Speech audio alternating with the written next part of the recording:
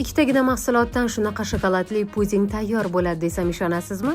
Albatta yo'q, lekin men buni tayyorlab ko'rdim. Boisi ushbu shirinlik internetni portlatdi va ko'plab xorijlik food blogerlar tomonidan tayyorlandi. Mazasi esa noan'anaviy shirinlikni yaxshi ko'ruvchilar uchun ayni muddao. Bizga ushbu shirinlik uchun guruch va shokolad kerak bo'ladi xolos. Guruchni oddiy suvda yumshoqqina qilib pishirib olamiz, shokoladlarni maydalab, uni ham eritib olamiz. Bu desert uchun menga 1 piyola guruch va 1,5 ta plitka shokoladi kerak bo'ldi.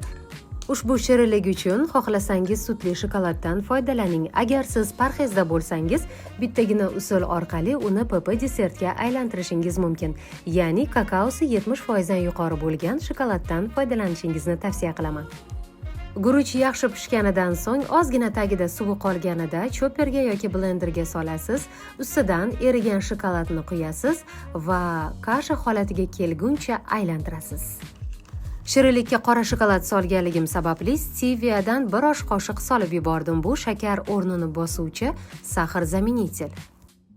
Pudingni yanada shirinroq chiqishini xohlasangiz va uyingizda stevia bo'lmasa, 1 osh qoshiq shakar solib yuborsangiz ham bo'ladi.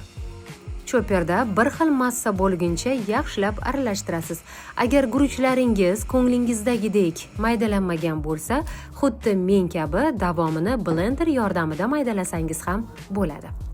Ko'rib turganingizdek, choper yordamida guruchlar biz xohlagandek tekis holatga kelmadi. Shu sababdan ham men blender yordamida davom ettirdim.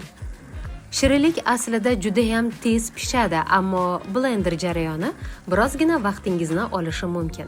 Mana deyarli shirinligimiz tayyor. Endi esa uni xohlagan idishimizga solib, muzlatgichga olib qo'yamiz. Ushbu shirinlik qolipga yopishib qoladi. Shu sababdan agar qolipdan olmoqchi bo'lsangiz, pergament qog'ozdan foydalaning. Aslida esa kosa yoki piyolaga solib ham muzlatgichga solsangiz yoki shu holida iste'mol qilsangiz ham bo'ladi. Buni ko'rinishini qarang, ishtahani ochadi. Albatta bunday shirinliklarni uyda tayyorlab oila a'zolaringizga ulashsangiz, unda hech qanday ortiqcha zararli narsalar yo'qligiga o'zingiz amin bo'lasiz. Pudingni qolipga solganimdan so'ng 2 soatga muzlatgichga qo'ydim. Undan so'ng olib, ustini kakao bilan bezab, qoshiqlab yeb ko'rdim.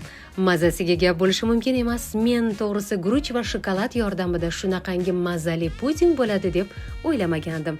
Siz ham albatta tayyorlab ko'ring va yerliklarga ulashing. Hurmat bilan Qunduzxon Abdullayeva. Retsept yoqqan bo'lsa, like va izohlarda fikringizni kutaman.